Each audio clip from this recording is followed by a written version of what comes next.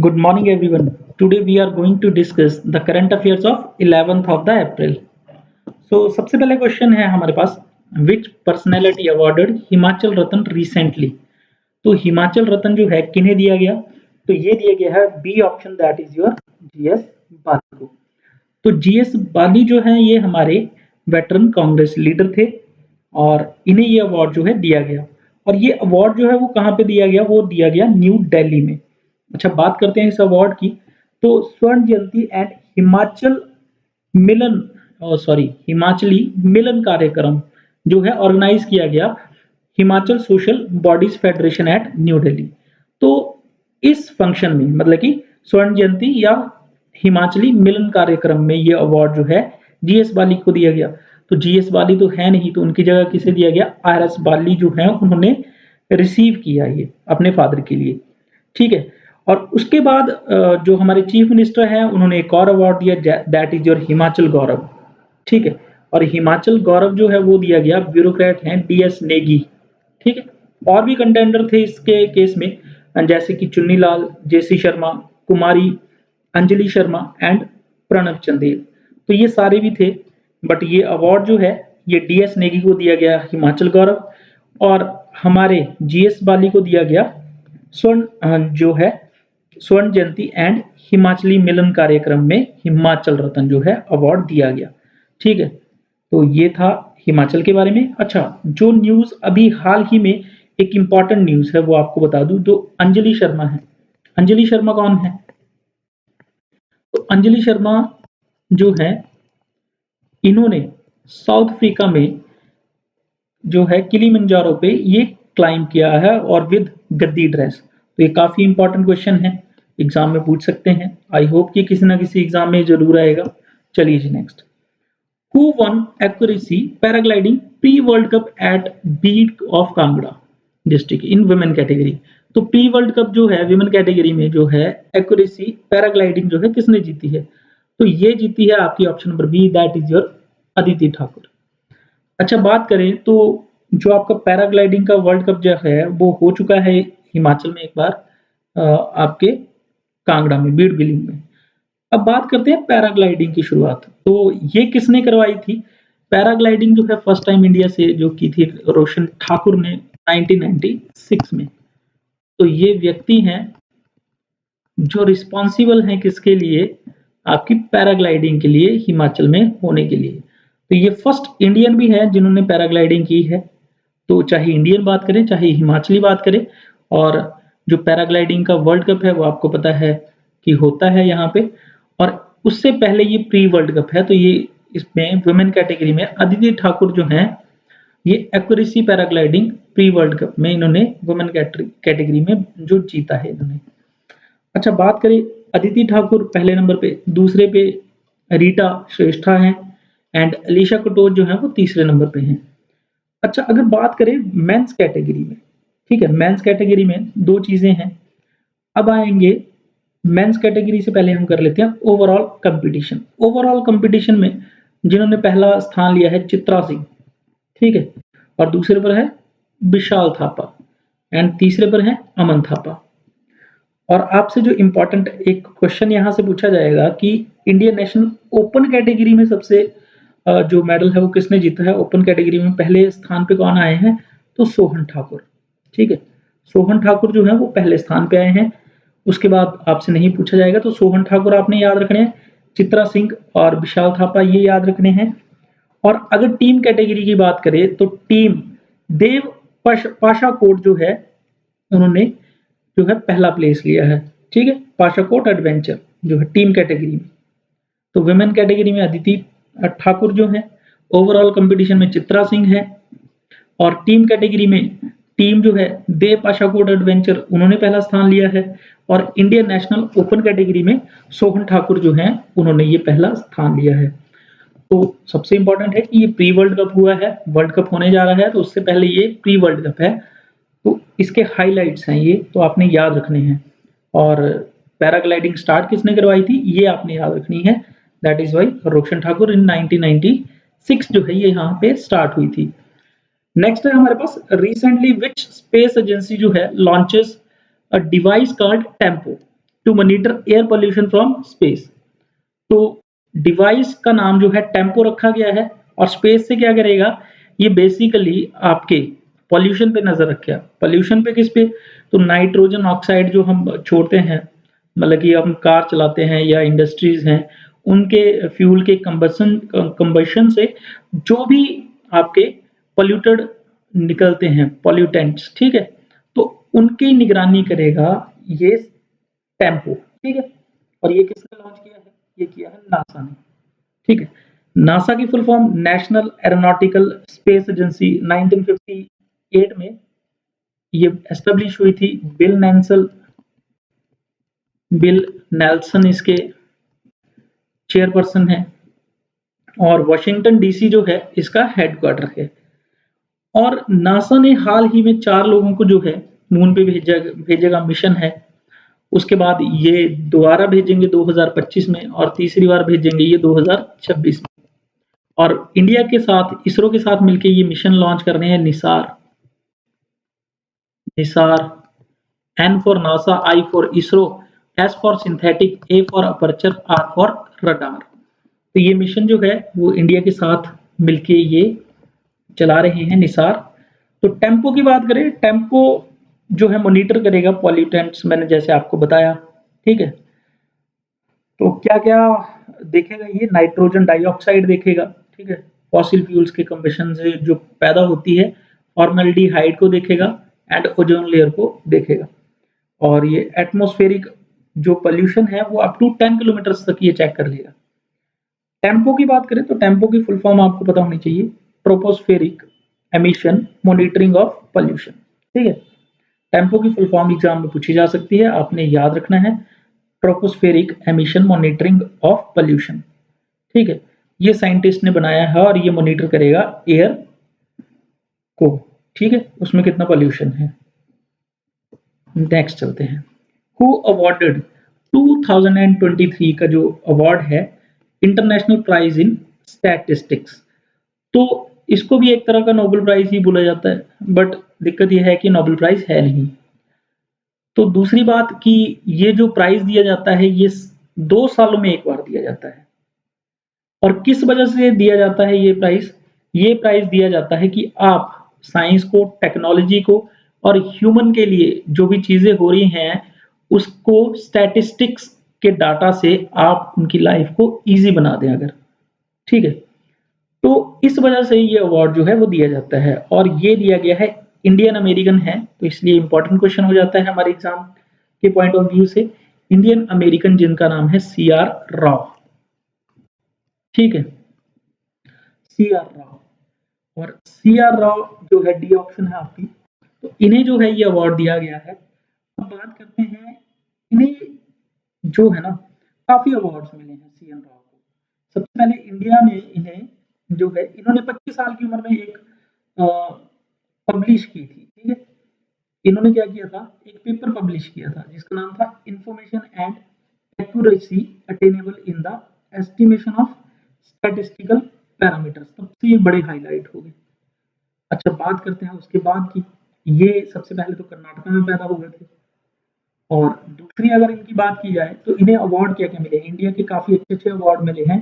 तो आप देखेंगे तो पद्म भूषण मिला है इनको, पद्म भूषण 1968 में पद्म भूषण इन्हें मिला था, ठीक है। उसके बाद पद्म विभूषण मिला है 2001 में।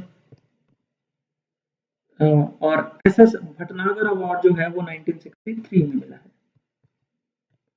ठीक है। तो इतने सारे अवार्ड्स मिले हैं और इन द एंड इनको ये भी मिला है इंटरनेशनल प्राइज इन स्टैटिस्टिक्स, ठीक है। तो इतना कुछ इनके बारे में पता लग गया है आपको।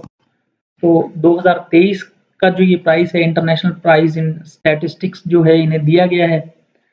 और दूसरी चीज क्या है कि इन्होंने ये जो प्राइज है जिसका नाम है इंटरनेशनल प्राइज इन स्टैटिस्टिक्स, ये एस्टेब्लिश कब हुआ है, तो ये 2016 में जो है ये एस्टेब्लिश हुआ। और ये जो है या तो एक आध सिंगल आदमी को दिया जाता है या पूरी की पूरी टीम को भी दे सकते हैं इसे, ठीक है। और जैसे इन्होंने बताया है कि science, technology and human welfare के यूज के लिए जो स्टैटिस्टिक्स को यूज करता है उसे ये प्राइज दिया जाता है। और इन्हें कितना अवार्ड दिया गया, इन्हें कितना प्राइज दिया गया, तो ये दिया गया $80,000 जो है कैश अवार्ड जो है वो दिया गया इन्हें। और अगर बात करें इंटरनेशनल स्टैटिस्टिकल इंस्टीट्यूट का, इसका हेडक्वार्टर भी यहाँ पे है और यहीं पे वर्ल्ड स्टैटिस्टिकल जो है कांग्रेस चली हुई थी इन ओटावा इन कनाडा। ठीक है, ओटावा जो है कनाडा में है, तो उसमें ये अवार्ड जो है इन्हें दिया जाएगा। Recently India, Bangladesh, Japan to hold connectivity meet in state. तो इन तीनों देशों ने एक कनेक्टिविटी मीट करनी है, तो ये कहाँ पे करेंगे? तो option number B, that is your Tripura. अगर त्रिपुरा की बात करें तो ये बिल्कुल इंडिया और यहाँ पे है। ठीक है, तो यहाँ पे बांग्लादेश है साथ में, ये रेड कलर के साथ बांग्लादेश है, इंडिया टच कर रहा है और इधर से ये जापान। ठीक है, तो ये एक आप बोल सकते हैं लैंड लॉक्ड कंट्री है। लैंड लॉक्ड मतलब कि चारों तरफ से इसके मतलब कि वाटर से रिलेटेड नहीं है, कोई समुद्र नहीं है, कुछ नहीं है, सिर्फ और सिर्फ कंट्रीज ही हैं, देश ही देश है, लैंड लॉक्ड कंट्री। ठीक है, और सबसे बड़ी लैंड लॉक्ड कंट्री अगर आप बात करें तो ये पूरे वर्ल्ड में ये है कजाकिस्तान, लैंड लॉक्ड कंट्री। ठीक है, तो ये जो त्रिपुरा है ये इसकी लोकेशन ऐसी है, अभी आप देखें तो चाइना जो है सप्रेस करने की कोशिश कर रहा है इंडिया को, तो थोड़े से रीजन्स अरुणाचल प्रदेश में, सिक्किम में थोड़ा-थोड़ा कवर कर रहा है। तो क्या किया कि बांग्लादेश ने मिलके और इंडिया ने मिलके जापान के साथ जो त्रिपुरा है इसको एक हब बनाएँगे। ठीक है, कमर्शियल हब बनाएँगे। मतलब कि यहाँ से व्यापार जो है वो किया जाएगा, जिससे कि नॉर्थ ईस्ट जो आपका स्टेट्स हैं उनमें जो है कमर्शियल पोटेंशियल जो है आएगा, तो वहाँ पे लाइफ जो है वो थोड़ी ईज़ी हो जाएगी। ठीक है, तो यहाँ पे भी अगर हम पढ़े, यहाँ पे भी यही बोला है कनेक्टिविटी इनिशिएटिव जो है वो चलाया जाएगा और यहाँ पे जो है कमर्शियलाइजेशन जो है वो किया जाएगा। ठीक है, इसमें क्या होगा, इसमें बांग्लादेश के जो डिप्टी फॉरेन मिनिस्टर जो थे यहाँ पे आए थे, बांग्लादेश के, इंडिया के भी थे, and chief minister of Tripura. ठीक है, एंड द जापानीज जो है एनवॉय टू इंडिया, और यहाँ पे इन्वेस्ट करेगा जापान। ठीक है, Japan is investing in north east India and Bangladesh including the deep sea port at Matarbari that will connect the landlocked region. मतलब कि यहाँ पे जो एक पोर्ट है बांग्लादेश का, यहाँ से कनेक्ट करेंगे ये। तो जो हमारा इंडिया है मतलब कि आपका त्रिपुरा है, ये कनेक्ट कर जाएगा, किससे कनेक्ट कर जाएगा? आपके समुद्र से कनेक्ट कर जाएगा थ्रू बांग्लादेश। तो ये तीनों देश मिलके यहाँ पे कमर्शियलाइजेशन करने की कोशिश कर रहे हैं आपके चाइना की पावर को कम करने के लिए। तो अभी देखें तो कई सारे प्रोजेक्ट्स जो हैं वो आपकी नॉर्थ ईस्टर्न स्टेट में जो है चलाए जा रहे हैं। G20 की मीटिंग्स है वो यहाँ पे रखी जा रही हैं, और इवन दो जो चाइना के आसपास का जो एरिया है वहां पे पॉपुलेशन बढ़ाने के लिए जो गवर्नमेंट है कुछ प्रोजेक्ट्स भी जो है यहाँ पे चला रही है। तो ये सब था इस न्यूज के बारे में। चलते हैं next. Which country gives $2 million dollar जो है to African Union transition mission in Somalia. तो ये AUTM, ठीक है, जिसको बोलते हैं African Union transition mission in Somalia. तो अब विवाद चला हुआ है यहाँ पे भी, ठीक है, और सोमालिया का ये विवाद सुलझाने के लिए जो है इंडिया का जो है $2 मिलियन जो है वो देगा। तो इंडिया की तरफ से कौन जाएगा? तो इंडिया की तरफ से जो यूनाइटेड नेशन को देगा वो देंगी यहाँ की एम्बेसडर हैं, परमानेंट एम्बेसडर हैं यूनाइटेड नेशन के लिए, जिनका नाम है रुचिरा कंबोज। ठीक है, तो यूनाइटेड नेशन के लिए रुचिरा कंबोज जो है ये $2 मिलियन जो है वो देंगे यूनाइटेड नेशन को। ठीक है, किसके लिए? सोमालिया और हॉर्न ऑफ अफ्रीका जो है इन दोनों में विवाद है उसको सॉल्व करने के लिए। ठीक है, उसके लिए ये जो है दिया जाएगा किसमें? यूनाइटेड नेशन ट्रस्ट फंड में। ये बात आपको क्लियर होगी। अब इंडिया ने सिर्फ ये $2 मिलियन जो है $, ही नहीं दिए हैं, इससे पहले भी इंडिया ने $4 मिलियन भी थोड़े समय पहले दिया था। तो ये चाहता है कि ये दोनों देशों में जो है वो कन्फ्लिक्ट्स ना रहें, उसके लिए फंडिंग चली हुई है। नेक्स्ट है who one Orleans masters super 300 badminton tournament in France. तो ये किसने जीता है? तो पिक्चर में आप देख पा रहे हैं ये हैं आपके प्रियांशु राजपूत। तो प्रियांशु राजवत जो है इन्होंने जीत लिया है 300 सुपर बैडमिंटन टूर्नामेंट। और इन्होंने किसको हराया था? तो इन्होंने हराया था डेनमार्क के मैग्नस जॉनसन को इन फ्रांस। ठीक है। और प्रियांशु राजवत जो है अभी काफी छोटी उम्र के 21 ईयर ही ओल्ड है और ये उस टीम का भी हिस्सा रह चुके हैं जिन्होंने थॉमस कप जीता था 2022 में। नेक्स्ट है रिसेंटली विच स्टेट यूटी है hosted the fifth international conference on disaster resilient infrastructure. तो ये आपकी यूटी है, that is your new Delhi. तो रेजिलिएंट इंफ्रास्ट्रक्चर क्या होता है? डिजास्टर रेजिलिएंट मतलब कि कोई भी डिजास्टर हो जाता है, ठीक है, उसके बाद उसके शॉक को कैसे अब्सॉर्ब करके हम जो है अपनी प्रोग्रेस को दोबारा से चला सकते हैं, उसके लिए कॉन्फ्रेंस जो है की जाती है। ठीक है। कोई भी डिजास्टर हो जाए इन द फॉर्म ऑफ आप भूकंप आ जाए, ठीक है, साइक्लोन आ जाए, ज्वालामुखी फट जाए, उसके any disaster, any type of disaster, बारिश ज्यादा हो जाए, तो उससे दोबारा उठ के खड़े होने के लिए क्या क्या इंफ्रास्ट्रक्चर जो हम डेवलप कर सकते हैं और कितनी जल्दी हम उस शॉक से जो है बाहर निकल सकते हैं, उसके लिए ये कॉन्फ्रेंस जो है की गई, that is in new Delhi. ठीक है। और इसकी अगर बात करें थीम की, थीम पूछ सकते हैं delivering resilient and inclusive infrastructure pathways for risk informed system. ठीक है, प्रैक्टिस एंड इन्वेस्टमेंट्स, तो ये इसकी थीम है। और इसके लिए जो फंड है वो $50 मिलियन जो है infrastructure resilience accelerator fund was announced. ठीक है, ये किया गया है। नेक्स्ट है recently which Indian state organise the food conclave event. तो ये कौन से स्टेट ने जो है वो लॉन्च किया है? तो ये किया है आपके option number C, that is in Telangana. तो ये फूड कॉन्क्लेव जो है वो 2 दिन का एक इवेंट है जो ऑर्गेनाइज किया गया है तेलंगाना गवर्नमेंट के द्वारा। और ये क्या करेगा फूड एनक्लेव? तो ये फोकस करेगा agri food sector and it's challenges पे, कि एग्रीकल्चर जो है उस सेक्टर में क्या चैलेंजेस है, ठीक है, और उनसे हम कैसे निकल सकते हैं। उसके बाद the event will bring together the top 100 agri food industries thought leaders. तो इवेंट में जो है एग्री फूड के जो टॉप 100 हैं लीडर्स, उनको बुलाया गया था। तो ये तेलंगाना में हुआ है हाल में। ये रिपोर्ट काफी अच्छी है। इंडिया का एक मिशन है, ठीक है, जिसे बोलते हैं IBCA, जिन्हें बोला जाता है इंटरनेशनल बिग कैट अलायंस। मतलब कि जितने भी ये प्रजातियां हैं आपकी, बोल सकते हैं आपकी अलग अलग कैटेगरी के, जैसे लॉयन है, ठीक है, चीता है, टाइगर है, ये सब 7 तरह की अलग अलग प्रजातियां जो हैं बिग कैट्स हैं की प्रजातियां हैं। इन्हें बचाने के लिए जो है ये project international big cat alliance जो है वो किया गया है।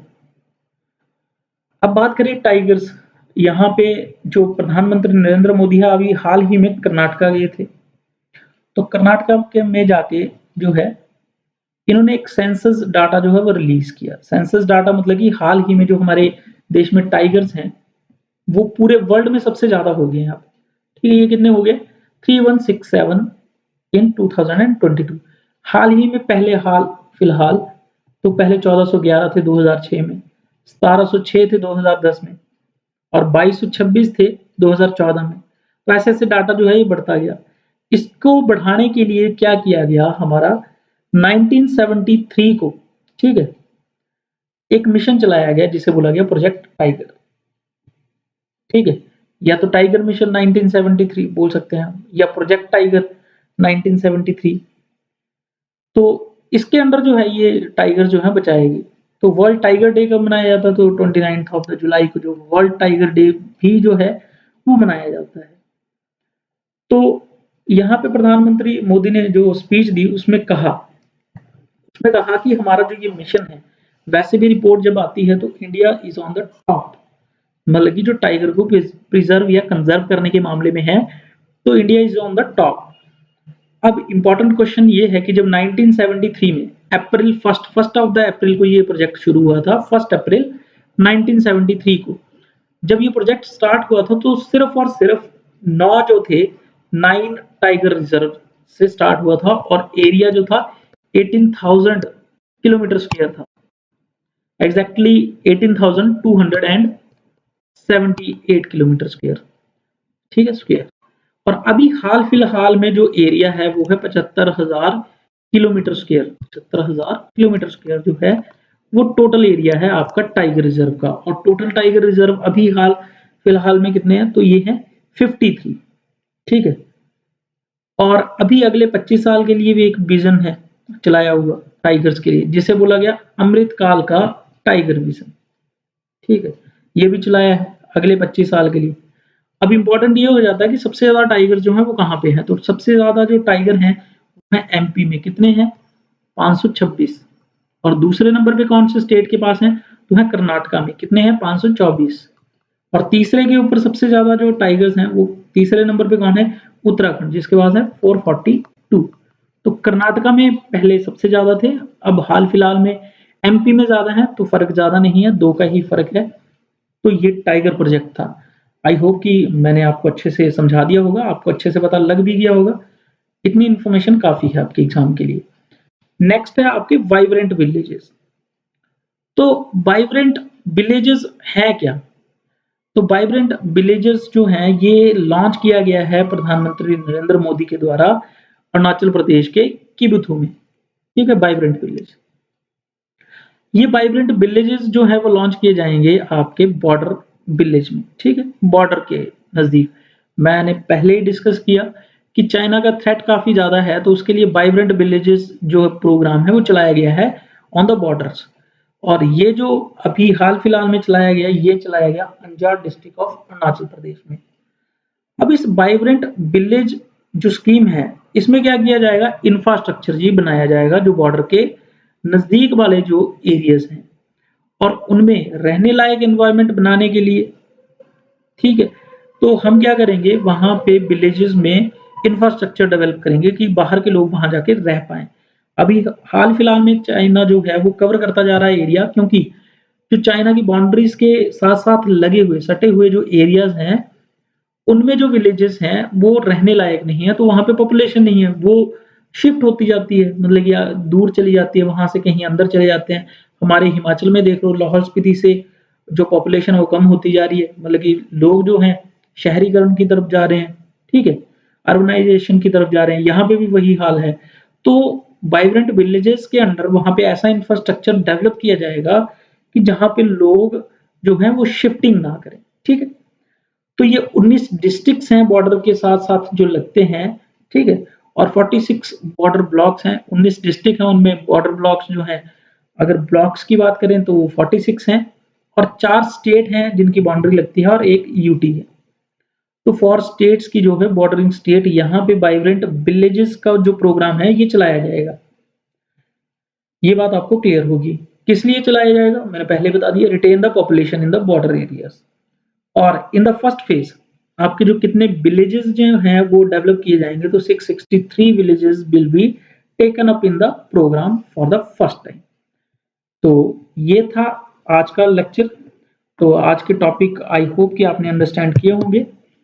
तो thank you all for attending my lecture and हो सके तो इसको लाइक करें, शेयर करें और सब्सक्राइब करें। And thank you all.